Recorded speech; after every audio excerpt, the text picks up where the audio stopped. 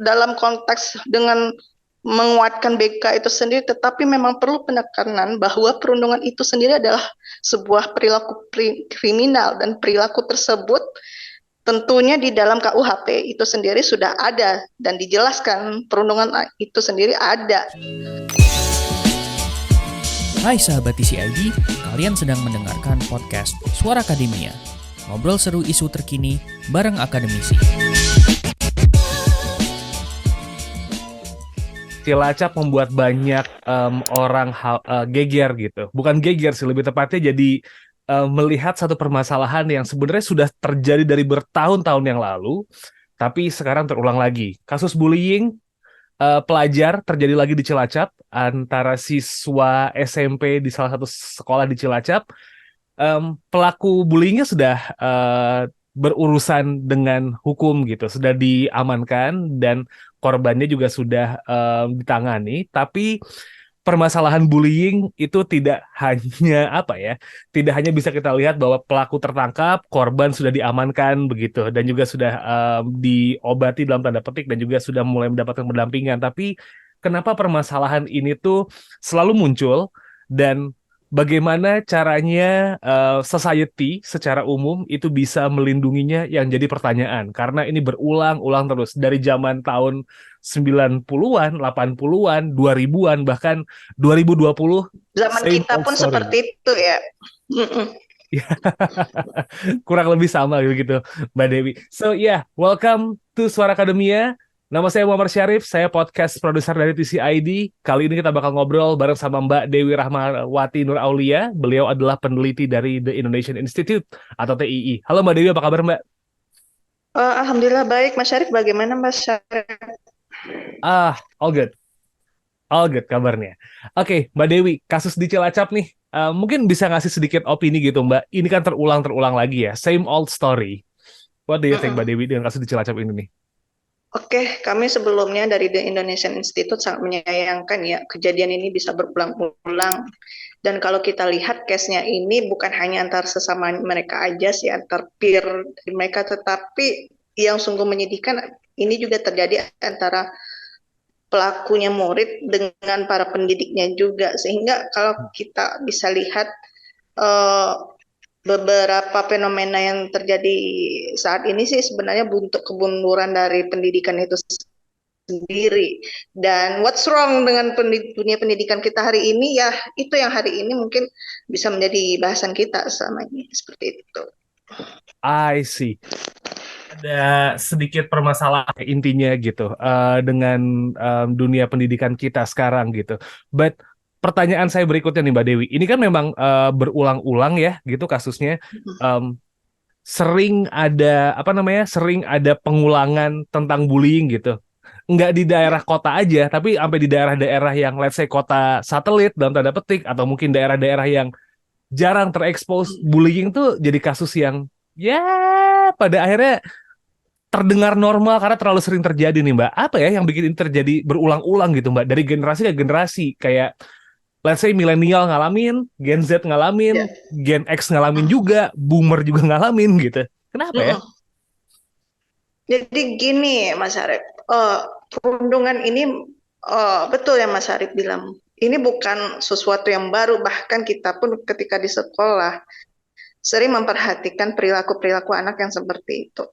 Dan dalam konteks sosial, kalau saya melihatnya sebagai bagian dari peneliti di Indonesian Institute, ini ada semacam perilaku yang ingin mendominasi dari hasil dari interaksi sesamanya, ingin menunjukkan superioritas atas status yang dimiliki. Satu diantaranya demikian begitu. Yang kedua, mengapa ini bisa terjadi berulang?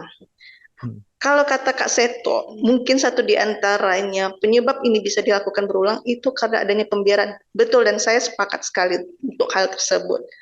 Ini bisa terjadi berulang-ulang karena ada faktor pembiaran. Entah itu dari kita sebagai orang tua, entah itu dari institusi kelembagaan di sekolahnya seperti itu juga melakukan pembiaran, termasuk dari pemerintah sendiri yang melihat ini nampaknya perundungan itu menjadi sesuatu hal yang biasa, sehingga belum ada konteks kebijakan yang lebih lanjut supaya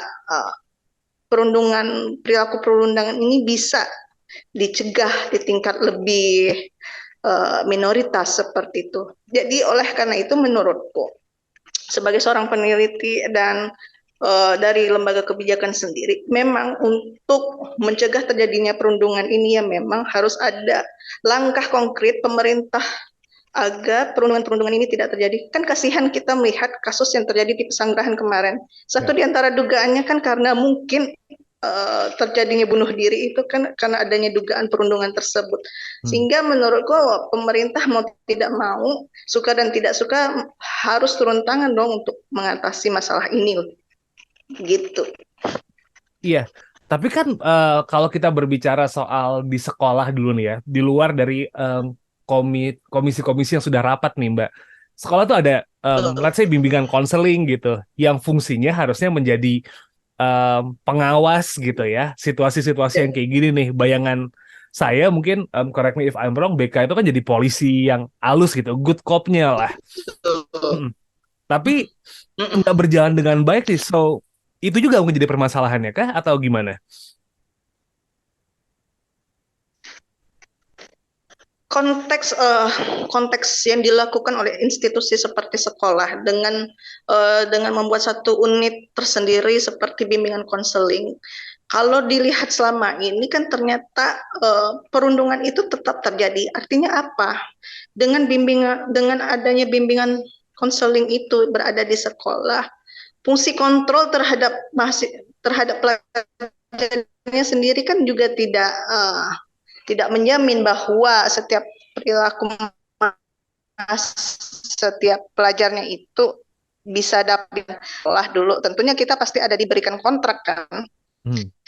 Kontrak poin-poin tertentu yang artinya ketika kita melakukan pelanggaran nih pasti dapat poin sendiri yang artinya secara tidak langsung kalau kita pahami isi kontrak dan poin-poin tersebut, sebenarnya kalau ada beberapa poin yang paling krusial dan membuat kita harus di-DO, artinya dengan poin tersebut yang artinya sudah mencapai batas, kita dengan sendirinya bisa keluar seperti itu. Cuman dengan konteks terjadinya perundungan yang berulang-ulang ini, saya berpikir bahwa sebenarnya sekolah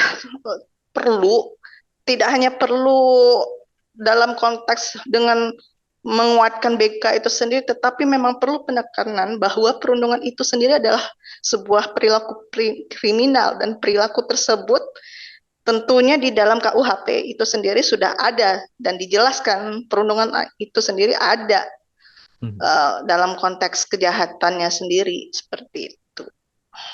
Karena kecenderungan sekolah kayaknya kalau nggak viral nggak diangkat ya Mbak ya. Kalau masih bisa damai siswanya ya udah gitu. Satu di antaranya itu. Dan yang kedua yang mungkin memungkinkan kenapa sekolah tidak menindaklanjuti, sekolah tidak menindaklanjuti, ada kemungkinan bahwasanya ketika tidak menindaklanjuti masalah siswa di sekolahnya itu akan sedikit banyaknya mempengaruhi dari nama baik sekolah sehingga proses penyelesaian pun hanya tetap berada di sekolah itu sendiri, ya kan? Seperti ya, itulah kira-kira. Daripada nama sekolah jelek gitu ya, terus nanti nggak dapat murid lagi, mending ya sudah kita selesaikan secara kekeluargaan. Andalan banget ya kalau kasus perundungan gini ya. Itu. Yep. Oke.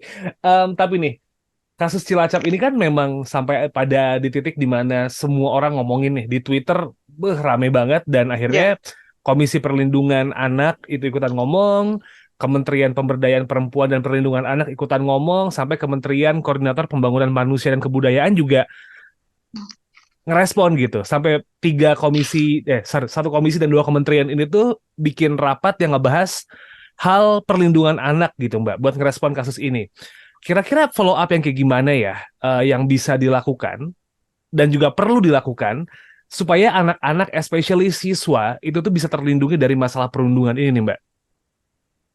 Oke, kalau dalam konteks kebijakan sebenarnya pemerintah itu sudah membuat aturan tersendiri ya, dan itu sudah berlangsung beberapa tahun yang lalu. Misalnya dalam konteks kebijakan Undang-Undang Perlindungan Anak, di situ sudah ada banyak cantolan di mana beberapa satu di antaranya itu menjelaskan bahwa yang kekerasan yang terjadi pada anak itu baik konteks fisik, seksual, verbal dan sebagainya itu akan diberikan sanksi dan sebagainya. Ya. Dan terus kemudian juga kembali menjelaskan bahwa tindakan perundungan ini juga sudah dijelaskan pada KUHP. Beberapa di antaranya ada pasal 310, 311, 170 yang menjelaskan batasan perundungan, perilaku perundungan itu sudah ada tersendiri. Sehingga menurut saya sebenarnya dari beberapa cantolan peraturan itu sebenarnya eksekusi lah yang harus diperlukan. Misalnya seperti yang aku ngomongin tadi sama Mas Syarif, bahwa sebenarnya pemerintah perlu mendorong beberapa kementerian seperti Kementerian Perempuan, dinas terkait untuk langsung mensosialisasikan ini ke sekolah masing-masing, yang artinya ketika ini sudah disosialisasikan lalu dikawal oleh masing-masing sekolah, terutama di bimbingan konseling, ini akan menjadi bentuk perhatian khusus kepada setiap sekolah agar kejadian-kejadian serupa itu tidak terjadi. Dan ini menurutku menjadi bentuk intervensi yang efektif ya, daripada kita membuat satu kejadian yang serupa tetapi pada akhirnya itu malah justru diselesaikan itu secara hukum. Dan yang satu lagi, mengapa saya menegaskan seperti itu, dengan mensosialisasikan beberapa aturan hukum tersebut termasuk tindak pidana perundungan dalam KUHP yang sudah disebutkan, itu menjadi bentuk kita untuk mencegah agar perundungan itu tidak terjadi lagi, Mas. Seperti itu. Iya. Kalau sudah masuk kasus pidana kayaknya baru pada jera ya Mbak ya, karena kan Betul. memang pada takut gitu kalau masuk sel, disekolahin di tempat yang lain dalam tanda petik gitu kan, jadi shocking terapi buat mereka gitu. Karena yang seperti yang saya udah jelasin tadi, Mas Syarif, sebenarnya cantolan hukum tentang perundungan ini sudah lama ada. Tetapi mengapa perundungan ini bisa terjadi berulang? Satu, di antaranya sekolah dan beberapa pihak terkait itu tidak menyadari bahwa perundungan ini bukan sesuatu hal yang main-main. Benar nggak? Oleh sebab itu, maka satu di antaranya saya pikir pemerintah hanya perlu mengeksekusi dari hasil kebijakan yang sudah dibuat daripada hanya membuat aturan baru seperti itu. Karena dengan aturan yang sudah ada saja menurut saya itu sudah cukup untuk memberikan efek jera dan menjadi bentuk aturan yang bisa mencegah perilaku perundungan ini bisa dilakukan berulang seperti itu. I see. So, kalau misalnya pada akhirnya kita berbicara ngomongin follow up, menegakkan aturan yang sudah ada, termasuk buat pelaku ya, karena kan pelaku di sini kan biasanya anak-anak sekolah gitu ya Mbak ya, dikenain pasal hukum gitu aja, itu sudah hal yang bagus dong, at least di hari ini deh, karena kan kayaknya sekarang masih di keep internal nih gitu penyelesaiannya kan, jadi kayak udah dibawa ke proses hukum aja gitu, it's a good thing artinya dong. Oke, pada konteks sekolah ya, kalau aku pikir memang satu di antaranya itu perlu ditegakkan pendisiplinan tadi yang sudah aku pikir. Selain dari pendisiplinan juga didorong bagaimana sekolah ini untuk mensosialisasikan bahwa ada beberapa peraturan yang memang menjelaskan perundungan itu adalah bentuk tindak pidana dan tindak kriminal itu sendiri. Kalau dalam konteks sekolah, karena seperti kita ketahui perundungan itu kan tidak hanya berada dalam konteks sekolah saja ya. Betul. Karena banyak sekali kita temui perundungan itu baik dari level pendidikan yang jelas, tetapi dalam konteks interaksi sosial, misalnya di lingkungan pekerjaan. Senioritas dengan junioritas kamu tahu kan seperti apa bentuknya. Betul. Dan inilah yang artinya menurut saya kita mencoba mencegah perbuatan perundungan itu tuh di level yang paling terbawah, dan itu khususnya di level pendidikan seperti itu. I see. Permasalahannya complicated. Padahal aturannya sudah ada, tapi susah buat dilakukan karena I don't know, dianggap sudah biasa kali ya Mbak Dewi ya. Jadi kayak ya udahlah gitu. Ini masalah yang bisa diselesaikan dengan duduk empat mata, jadi ngapain pakai hukum gitu kan? Nah itu. Karena kita menormalisasi itu, makanya sehingga melihat konteks beberapa kasus itu, oh ini loh, padahal sebenarnya dampak dari perundungan itu bisa dirasakan bertahun-tahun. Dan kalau kita berkaca di kasus yang terjadi di Korea Selatan, bahkan beberapa di antaranya justru dengan perundungan yang dialami mereka bahkan banyak yang bunuh diri kan.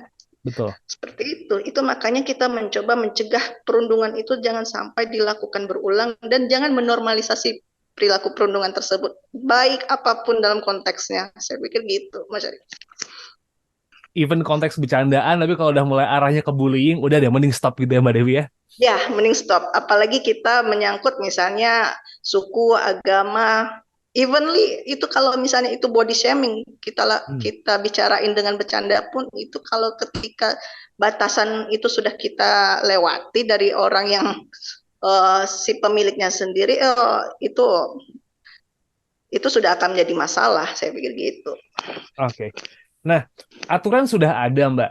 Eh, Masyarakat untuk mengetahui aturan itu kayaknya semua bisa diakses. Tapi peran konkret apa ya, Mbak ya, supaya kita bisa mencegah ini nih? Selain tadi mungkin kayak pemerintah sosialisasi ke sekolah gitu. Kalau kita dari level pendidikan ya, kan kasus bullying kadang-kadang dimulai dari SD yang tapi kecil-kecilan skalanya sampai yang SMP, SMA yang mungkin jauh lebih naik eskalasinya.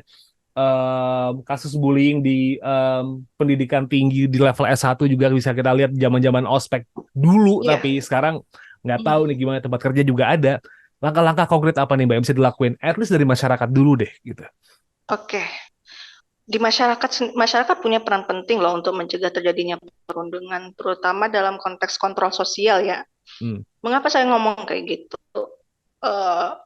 Ketika kita berbicara perundungan ini, dan itu terjadi di lingkungan masyarakat, di lingkungan kita sendiri, mau tidak mau masyarakat itu punya tanggung jawab agar perundungan itu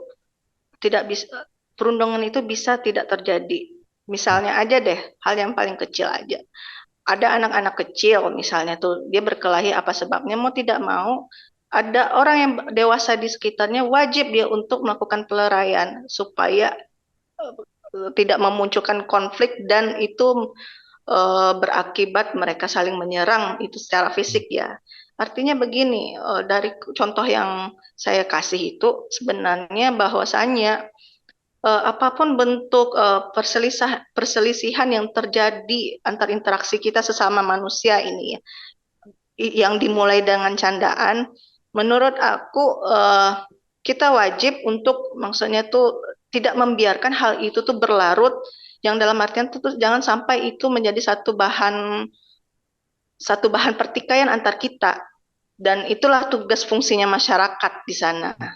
Cuman kalau yang aku lihat ya, mungkin Mas Arif juga lihat, beberapa hari yang lalu mungkin di dalam media sosial saya melihat justru kenapa yang masyarakat yang harusnya menjadi polisi moral, bahkan kalau nggak salah saya itu menjadi pelaku dari perundungan itu sendiri. Kenapa saya bilang kayak gitu? Bayangin coba, ada tetangga yang tidak mau bergaul hanya karena disebabkan dia punya kesibukan tersendiri. Justru dijulitin gitu loh. Ditanyain kemana aja. Sudah itu tuh kok nggak gaul gimana gitu kan, itu menjadi itu menjadi seharusnya bukan gimana ya, itu kan ternyata justru berkebalikan dari tugas fungsi sesungguhnya dari masyarakat itu sendiri kan, seperti itu. Itulah yang terjadi pada akhir-akhir ini, dan itu saya pikir itulah bagaimana cara kita mengembalikan fungsi kontrol masyarakat itu, ya itu tadi balik kita harus menyadari peran kita sebagai masyarakat agar supaya beberapa situasi dan fenomena yang mengganggu itu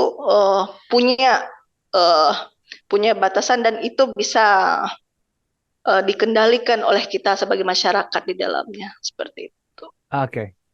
Termasuk juga kalau bullying ini kan kalau yang di Cilacap tadi konteksnya dia fisik ya Mbak ya gitu. Cyberbullying pun bahkan kayak misalnya ada orang ngeluarin opini apa terus ngata-ngatain dengan bahasa yang kasar gitu juga beware gitu ya. Nice. Termasuk dari cyberbullying itu sendiri, seperti yang sudah diketahui bahwa sebenarnya dalam bentuk perundungan pun kan tidak hanya dalam bentuk nyata, mulai dari fisik, verbal pun, dan kita pun dihadapkan dengan dunia media sosial yang hari-hari ini memang seperti itu. Ketika kita berbeda pendapat, kita berbeda ide, misalnya tuh sedikit banyaknya kita diintervensi oleh orang dan menyebut kita itu ada seseorang yang artinya tuh yang berbeda lah dari mereka, dan sedikit banyaknya dari apa yang perbedaan itu malah justru menjadi bahan ledekan dari orang-orang tersebut. Ini yang menurut saya semakin hari semakin ke sini sebenarnya perilaku bullying itu tuh bertransformasi, tidak hanya dalam bentuk dengan menyakiti fisik, tetapi secara psikologis, secara ide dan pikiran itu sudah masuk ke dalam ranah itu, terutama dalam konteks kita berbicara di cyberbullying ya gitu, seperti itu. Nah, perlindungan korban nih Mbak yang jadi permasalahan sekarang gitu. Mungkin bisa kita bahas sedikit gitu.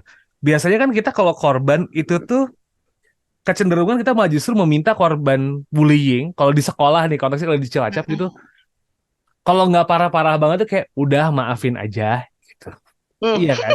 Kita jarang nih melakukan perlindungan korban nih gitu.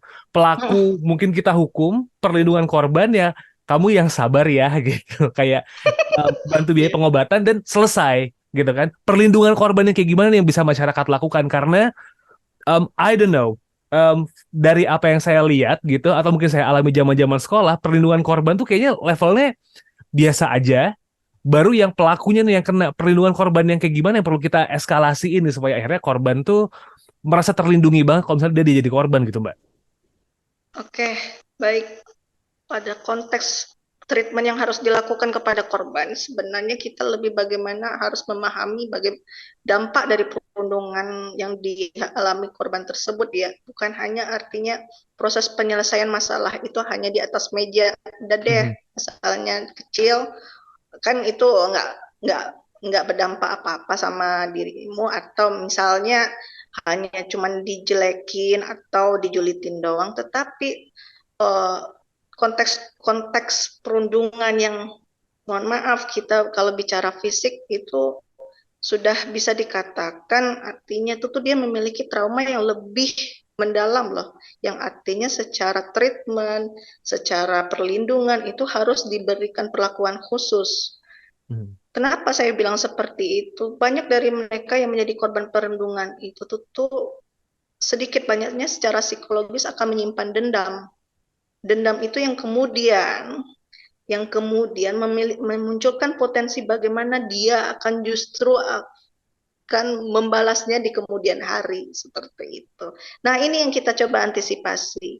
Perasaan traumatik dan perasaan ingin membalas dendam ini yang harus sebenarnya kita antisipasi. Dan satu di antaranya bentuk antisipasi tersebut itulah yang kemudian kita harus memulihkan psikologisnya dengan memberikan bantuan psikologis, dengan bantuan konseling kepada konselor, terutama yang berada di sekolah, ataupun kepada psikolog, karena misalnya itu memiliki dampak yang sangat dalam ya, seperti itu kurang lebihnya Mas Arif. Oke, baik. Kita udah selesai buat ngobrol-ngobrolnya nih. Mbak Dewi, mungkin ada yang pengen lagi disampaikan kah mengenai kasus perundungan ini? Mungkin triggernya dari kasus Cilacap karena viral ya, tapi kita bisa ngeliat dari spektrum yang lebih luas gitu, bahwa perundungan ini nggak cuman terjadi di sekolah aja gitu, tapi juga di mana-mana pun mungkin terjadi. Ada yang mau disampaikan lagi kah, Mbak? Silakan. Oke, ya, satu yang disampaikan bahwa sebenarnya perundungan itu adalah bentuk kekerasan ya, bentuk kekerasan yang dimulai dari sebenarnya dalam interaksi kita itu hanya dengan mulai bercandaan. Tetapi tetap dalam implikasinya yang jadi pertanyaan adalah sejauh mana kita itu bisa membuat satu candaan itu menjadi tetap candaan, atau candaan tersebut melewati batas yang diizinkan oleh seseorang yang kita candain itu. Oleh sebab itu, kalau kepikir masing-masing dari kita pasti akan punya batasan, sehingga untuk menjaga diri kita dari perundungan baik itu antar sesama kita maupun dengan konteks siapapun ya. Tetapi kalau aku berpikir dalam konteks relasi kita di teman kita di sekolah, tentunya dengan saling menghormati, menghargai itu adalah menjadi kunci kita agar interaksi kita itu menjadi sebuah interaksi yang sehat.